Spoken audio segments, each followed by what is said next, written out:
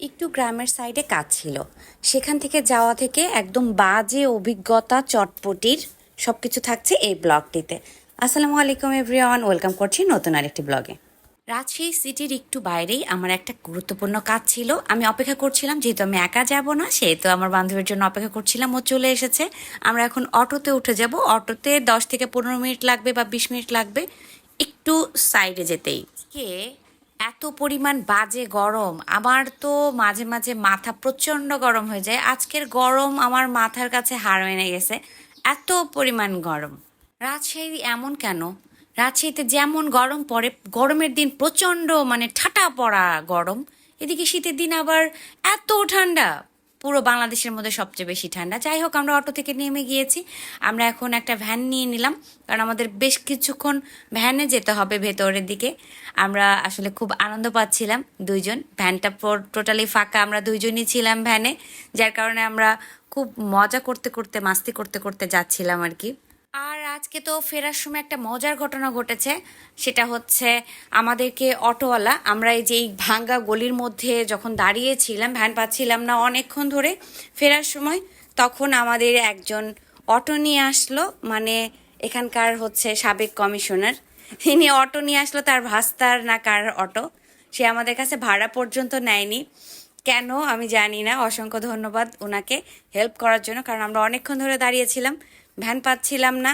যেহেতু সে দেখছিল রোদের মধ্যে আমাদের খুব কষ্ট হচ্ছিল, তো আমাদেরকে নামিয়ে দিয়ে আসলো অটোতে, ভ্যানে না অটোতে, মানে ফেরার সময়। এখন আমরা তো কেবল যাচ্ছি।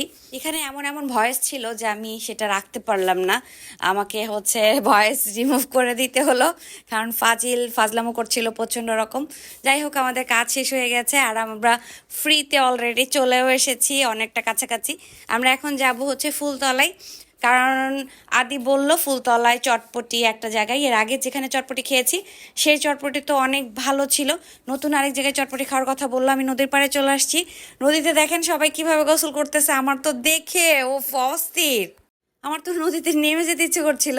দেখেন এখানে সবাই গোসল করতেছে, এত পানি।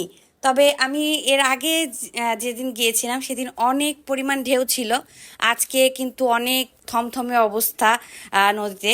এই যে সবাই গোসল করতেছে, ওর গোসল করা দেখে আমার সাঁতার কাটতে ইচ্ছে করতেছিল প্রচণ্ড, কিন্তু কি করা, আসলে সম্ভব না। আর তারপরে চলে আসলাম। এত গরম এত গরম, মনে হয় যে গরম ছিঁড়ে ফেটে পড়তেছে। যদিও সন্ধ্যা, কিন্তু এখন সন্ধ্যা, একদমই সন্ধ্যা হয়ে গেছে, তারপরে প্রচণ্ড গরম। আমাকে দেখে বুঝতে পারতেছেন, ঘেমে টেমে জাস্ট অস্থির অবস্থা আমাদের। যাই হোক, লেমনমেন্টটা নিয়ে নিলাম, আর এত গরমে স্বস্তি পেলাম কিছুটা। আর চটপটির দোকানে চলে গেলাম, চটপটি খাবো তাই। বান্ধবী বলল এখানকার চটপটিটা বেস্ট, ও কয়েকদিন যাবৎ বলছিল। আমি এই জন্য হচ্ছে চটপটির জন্য এখানে বসে গেলাম। যেহেতু অনেক গরম ছিল, তাড়াতাড়ি করে চটপটি খেয়ে বাসায় চলে যাব। চটপটিটা দেখতে দারুণ ছিল, কিন্তু খেতে একদম বাজে ছিল। তার মানে হচ্ছে বাসি চটপটি দিয়েছিল, পেঁয়াজ সব কিছু বাসি ছিল। আমার তো খুব রাগ হয়েছে, ওদেরকে বলেওছি। যাই হোক, চটপটি খেয়ে বাসায় চলে গেলাম, গরম লেগেছে প্রচণ্ড। সবাই ভালো থাকবেন, সুস্থ থাকবেন, আল্লাহ হাফেজ।